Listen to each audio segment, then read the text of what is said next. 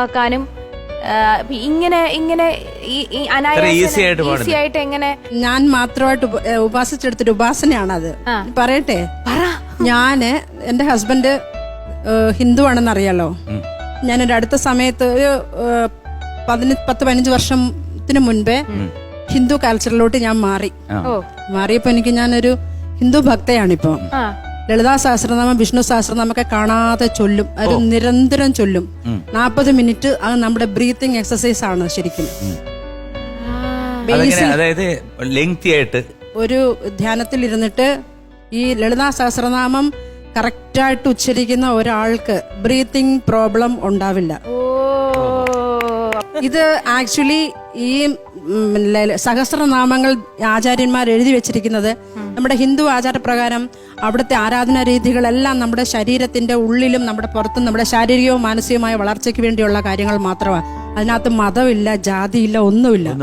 ഉദാഹരണം കാണിക്കോ അതെങ്ങനെയാന്ന്? ശ്രീമാതാ ശ്രീ മഹാരാജ്ഞി ശ്രീമത് സിംഹാസനേശ്വരി ഇങ്ങനെ ചൊന്ന് ഒരെണ്ണം പറഞ്ഞു കഴിയുമ്പോ ബ്രീത്ത് എടുക്കേണ്ടി വരും. അങ്ങനെ ആയി പിന്നെ 4 നാമം നമുക്ക് ഒരു ബ്രീത്തിൽ പറയാൻ പറ്റും അനായാസം. ഒന്ന് കേൾപ്പിച്ച്.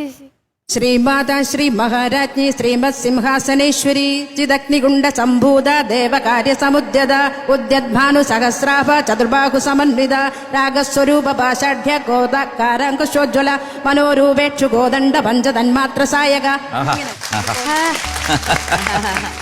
ഇത് ബേസിൽ ചൊല്ലാം, കുറച്ച് മിഡിൽ ചൊല്ലാം, ഹൈ പിച്ചിൽ നക്ക നമുക്ക് ചൊല്ലി പഠിക്കാം.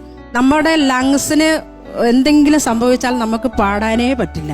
നമ്മുടെ സംഗതി നമ്മുടെ തൊണ്ടയിൽ കോൺസ്റ്റന്റ് ആയിട്ട് വരണമെങ്കിൽ, നമ്മുടെ ബ്രീത്ത് നിൽക്കണമെങ്കിൽ നമുക്ക് ഈ ലങ്സ് എന്ന് പറയുന്ന സംഭവം കുഴപ്പമായാൽ തീർന്നു. എത്ര ജ്ഞാനമുള്ളവരായാലും നമുക്ക് പാടാൻ പറ്റില്ല. വിചാരിക്കുന്ന ഇത് എളുപ്പത്തിൽ ചൊല്ലാൻ പറ്റില്ല.